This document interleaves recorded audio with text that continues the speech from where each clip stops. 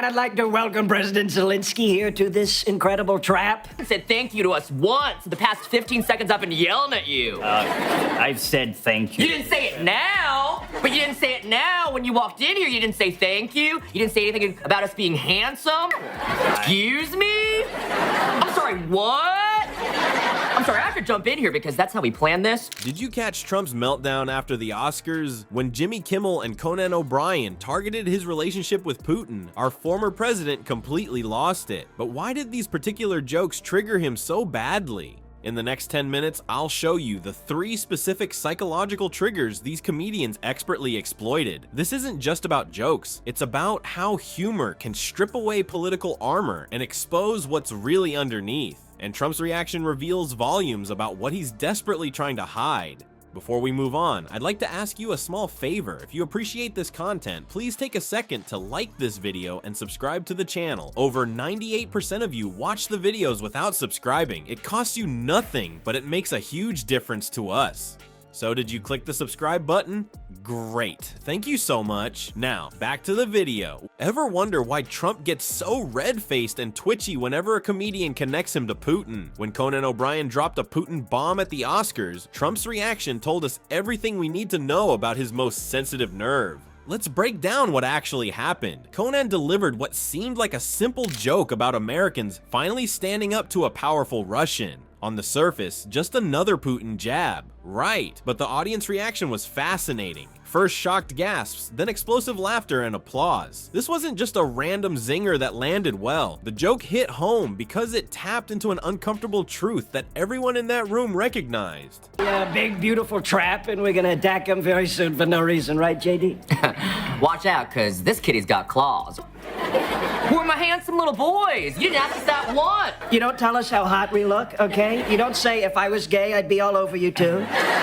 Okay, and we're supposed to help you? The failing New York Times by an anonymous, anonymous. But if I could just say... You have been talking this entire time.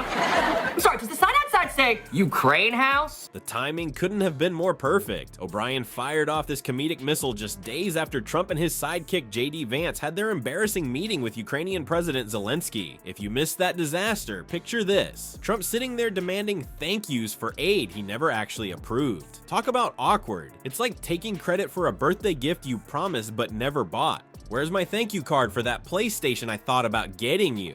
This is why Conan's joke wasn't just funny. It exposed Trump's most vulnerable political relationship. For years, Trump has pulled off an impossible balancing act, defending Putin with one hand while trying to look tough on Russia with the other. It's like watching someone try to juggle flaming chainsaws while claiming they're actually flower bouquets. The contradiction is so obvious that comedians can't help but point it out. The audience's reaction to O'Brien's joke speaks volumes. That mix of shock and thunderous applause shows exactly how a good political joke works. It makes people uncomfortable with the truth before giving them permission to laugh at it. The gasp says, "Oh my God, he went there," while the applause says, "Finally, someone said it out loud." What makes Trump such a perfect comedy target is this glaring contradiction he can't escape. Throughout his political career, he's defended Putin repeatedly, often taking the Russian leader's word over American intelligence. Yet somehow, he still tries to present himself as tough on Russia. It's like claiming you're a strict vegetarian while your face is covered in barbecue sauce. Comedians like O'Brien don't even have to work hard to find the joke. They just have to point at the obvious. Trump's reaction to being the butt of the joke was particularly revealing. While Putin maintained his typical calculated silence, the man knows when to keep his mouth shut. Trump went into full meltdown mode on social media. His furious posts proved O'Brien's joke hit its mark with sniper-like precision. One leader remained coolly presidential, while the other threw a tantrum like a toddler who dropped his ice cream cone. These contrasting reactions tell us everything. Trump simply cannot stand being portrayed as Putin's puppet, even in a joke. It's his kryptonite. For a man who built his brand on projecting strength and dominance, the suggestion that he's under someone else's thumb is unbearable. It's why he lashes out so predictably whenever the Putin connection comes up.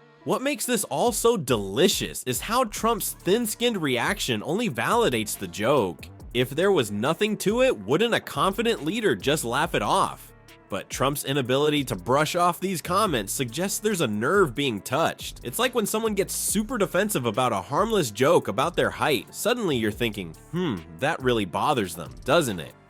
The brilliance of comedians at events like the Oscars is how they expose Trump's biggest insecurities with surgical precision. By targeting the Putin relationship, they're poking at the exact thing he's most desperate to hide or downplay. It's like they found the loose thread in his sweater, and with one gentle tug, they can make the whole thing unravel. Remember when comedians just made stuff up about politicians? SNL's Ukraine sketch flipped that formula by simply showing exactly what happened. The comedy writers barely had to exaggerate anything when they portrayed Trump and JD Vance's bizarre meeting with President Zelensky. The sketch was basically a documentary with laugh tracks. What made this SNL skit so uncomfortably funny was how it perfectly captured the absurdity of Trump demanding gratitude for help he never actually provided. In the sketch, just like in real life, Trump and his sidekick expected Zelensky to bow down and say thank you for imaginary support. It's like someone showing up empty-handed to your birthday party and then getting mad when you don't thank them for the gift they thought about maybe possibly getting you but didn't.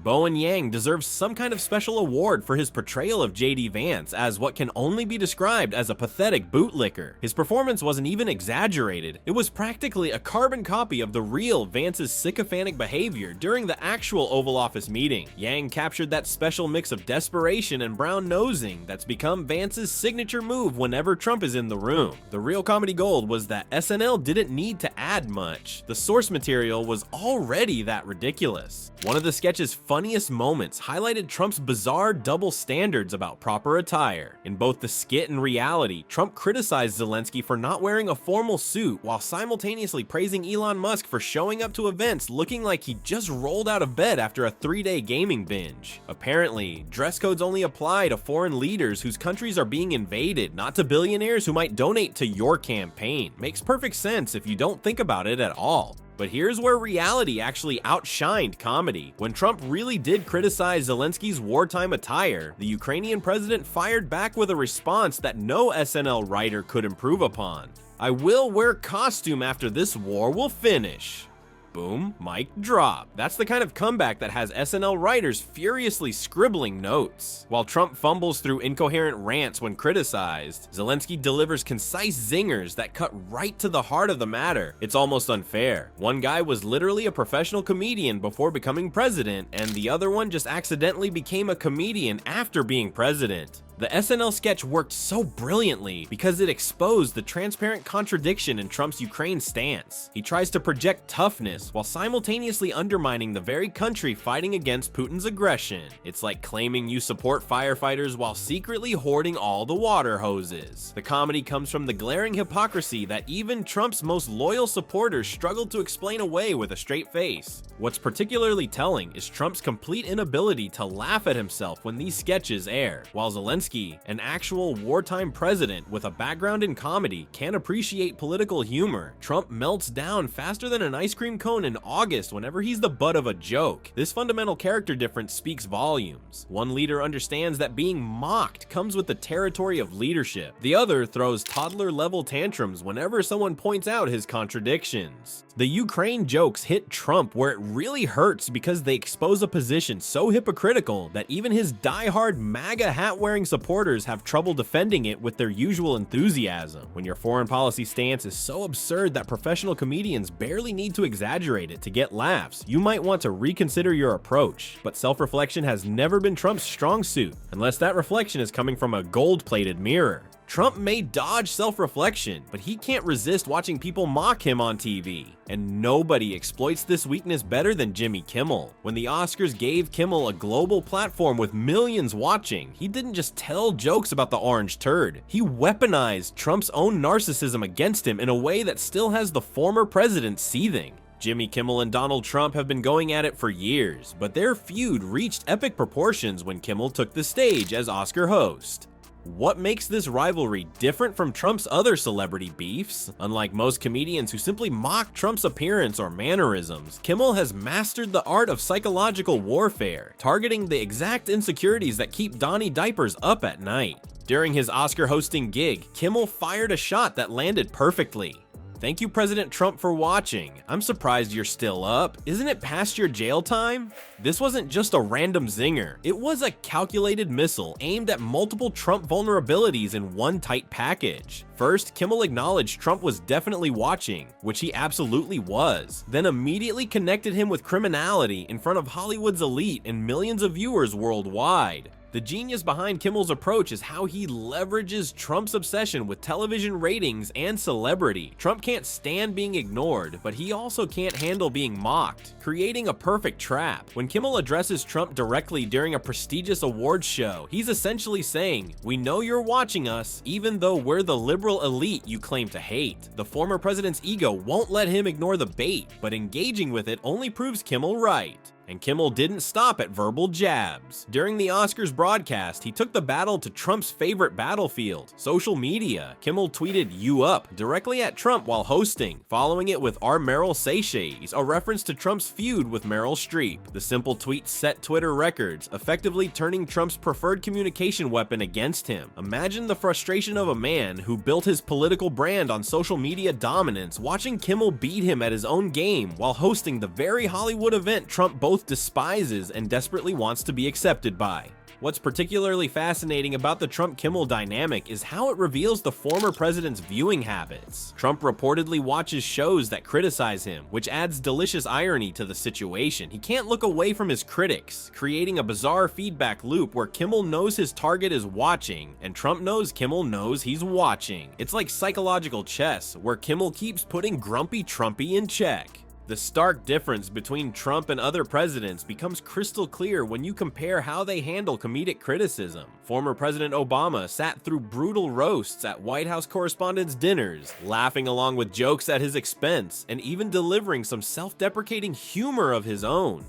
Trump, meanwhile, couldn't even attend the event, fearing the humiliation of being mocked to his face. While Obama projected confidence by embracing the jabs, Trump reveals profound insecurity by lashing out at every perceived slight. Kimmel's ongoing trolling of Trump represents something more significant than just celebrity feuding. It's a masterclass in exposing authoritarianism through humor. Dictators and would-be strongmen throughout history share one common trait: they can't stand being laughed at. By refusing to back down and continuing to mock Trump despite the former president's attacks, Kimmel demonstrates that comedy remains one of democracy's most potent weapons against those who can't tolerate criticism. Trump's intense hatred for Kimmel indicates the comedian has found the perfect formula for getting under his skin. It's not just about making jokes. It's about targeting Trump's deep-seated fears about his legitimacy, popularity, and legal vulnerability, all while pretending to casually chat with him as if they're watching TV together. By acknowledging Trump is watching while simultaneously reminding millions about his potential criminal liability, Kimmel delivers a 1-2 punch that leaves Trump fuming and exposed. So why does comedy drive Trump so crazy? It's actually pretty simple. Psychological research shows that narcissists and wannabe dictators like our orange friend absolutely cannot handle being laughed at. When comedians mock Trump, they strip away his carefully built tough guy image and expose the insecure man behind the comb-over. Every time Trump throws a Twitter tantrum over a comedian's joke, he's proving exactly why humor is so powerful against him. He can't stand not being in control of his image. Comedy doesn't just entertain us, it serves as resistance against authoritarianism by revealing the emperor has no clothes. That's the brilliance of what these Oscar comedians accomplished. They didn't just land punchlines, they used humor as a weapon that democracy desperately needs. Trump can try to control the media, intimidate critics, and manipulate his followers, but he can't stop people from laughing at him, and that drives him absolutely bananas.